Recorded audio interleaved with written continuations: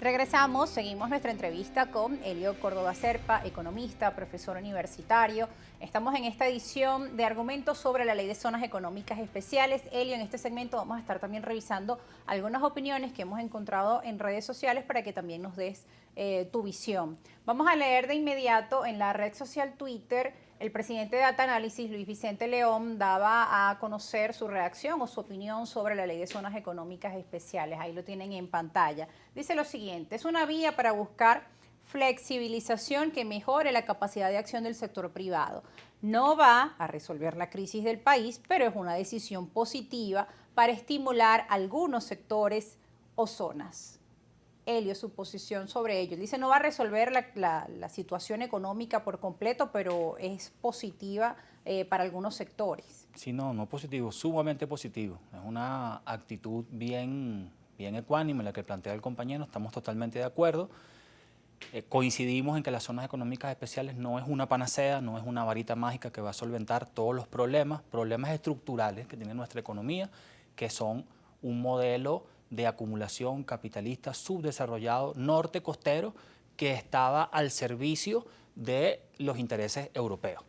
Bien, Tenemos que romper con eso. Vamos a seguir leyendo más reacciones para conocer también tus comentarios. Ahora vamos a leer en la agencia de noticias EFE este titular: las zonas económicas especiales traerán poca ayuda a Venezuela. Ahora esta es una posición contraria del opositor Roberto Enríquez. Él dice que las zonas económicas especiales serán de poca ayuda para la población del país y en cambio aumentarán los privilegios de personas cercanas al Ejecutivo. El dirigente antichavista rechazó la ley aprobada en junio pasado y aseguró que con lo que se prevé atraer la inversión extranjera y equilibrar el desarrollo en el país servirá para beneficiar a un pequeño grupo de personas en detrimento de la gran mayoría de los venezolanos. Burbujas económicas sin impacto positivo para el país, aseguró este dirigente opositor.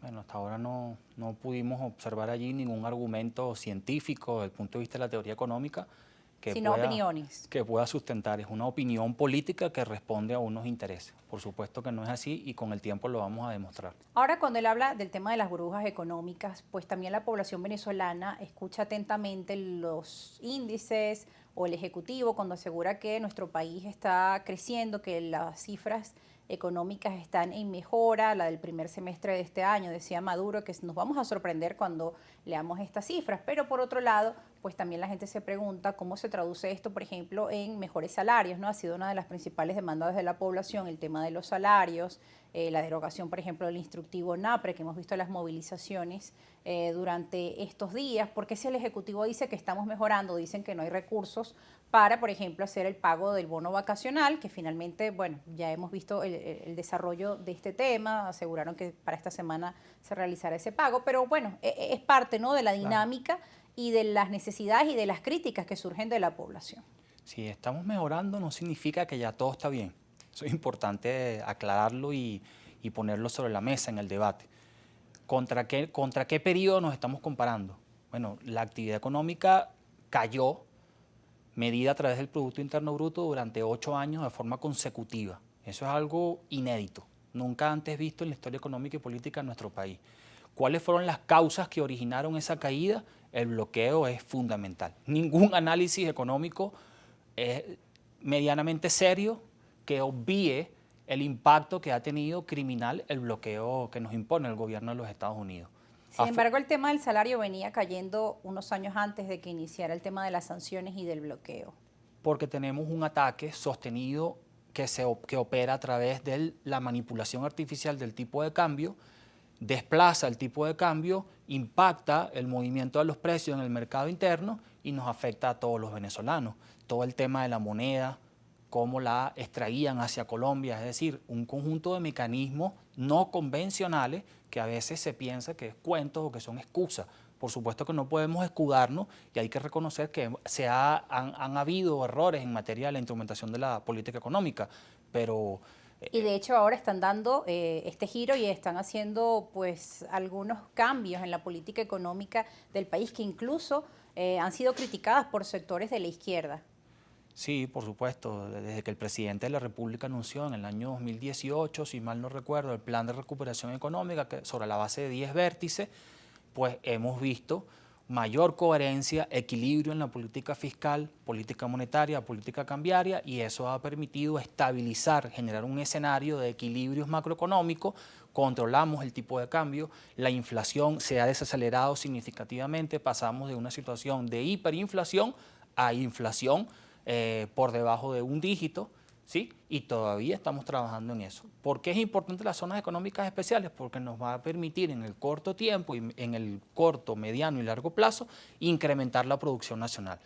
Al incrementar la producción nacional abastecemos el mercado interno y a la vez nos articulamos al resto del mundo de una forma distinta, rompiendo con el modelo extractivista y con el modelo del rentismo, que es el que mucho daño nos ha causado. Y que además buscan una forma de evadir el tema de las sanciones que han hecho daño a nuestro país. Ahora, Correcto. yo le pregunto, en el caso de que Venezuela llegara a un acuerdo con Estados Unidos, en un caso hipotético, y Estados Unidos aliviara las sanciones, se habla de un alivio, no de la eliminación, ¿en qué forma pues, se ayudaría a la economía de nuestro país? ¿Veríamos los resultados de inmediato o se trata de un proceso?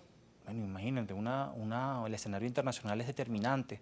El conflicto bélico entre Rusia y Ucrania ha generado una repotenciación de la demanda de petróleo, generando un incremento en el precio del barril de petróleo en el mercado internacional. Y Venezuela, por naturaleza, posee las mayores reservas de petróleo a nivel mundial.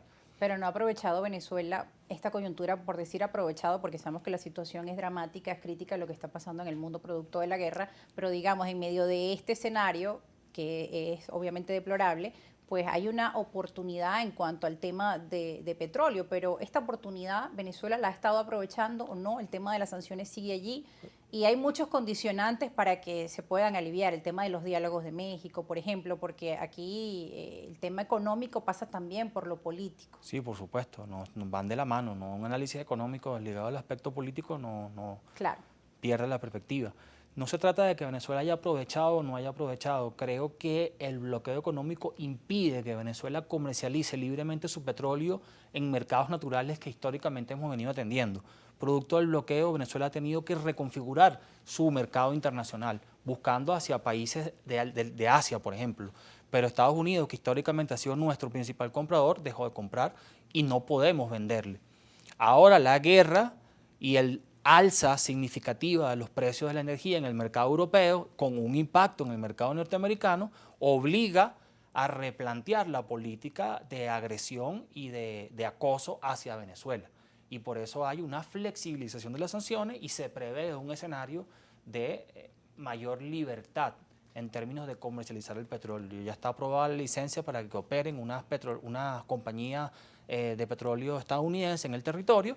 Y bueno, eso da una expectativa sumamente positiva. Han crecido las expectativas sobre este tema del acuerdo político y que mediante las negociaciones pueda nuevamente Venezuela volver al mercado petrolero mundial. Incluso hemos revisado declaraciones de dirigentes del mundo, en la Unión Europea, el presidente de Francia decía que Venezuela debía volver ya al mercado petrolero. Digamos, hay como un lobby internacional a favor de que estas sanciones se alivien y poder resolver o asegurar un poco pues, el tema energético para algunos países. Veíamos la situación en Europa, el aumento del precio del gas, el aumento del combustible, la inflación, que además es un fenómeno mundial, el tema de los precios de combustible en Estados Unidos, en fin, son diferentes aristas que nos llevan a pensar que es necesario para todos que se llegue a ese acuerdo. Pero ¿qué hace falta desde su punto de vista?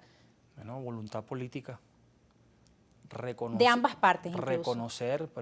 Reconocer la autodeterminación y el carácter, digamos, autónomo del proyecto que lidera nuestro presidente Nicolás Maduro es un aspecto fundamental. Cuando nos reconocemos entre iguales, avanzamos en la negociación, en el diálogo y en los acuerdos. Pero si nos sentamos en una mesa y yo te pongo una pistola y te obligo a pensar como yo pienso, no hay negociación posible. Ahora, para algunos analistas han sugerido que lo ideal sería separar el tema, por ejemplo, de Alex Saab o el tema del avión que se encuentra en Argentina, de las conversaciones que requiere el país para poder hacer ese alivio de las sanciones, el tema de los diálogos de México. Eso según algunos analistas. Esto lo vamos a estar conversando el regreso de la pausa. Igual que nuestra audiencia, vamos a estar muy atentos con sus preguntas, etiqueta argumentos, nuestras cuentas en redes sociales ya las conocen, se las vamos a dejar allí a pie de pantalla. Estamos en vivo aquí por la señal de Globovisión, ya volvemos.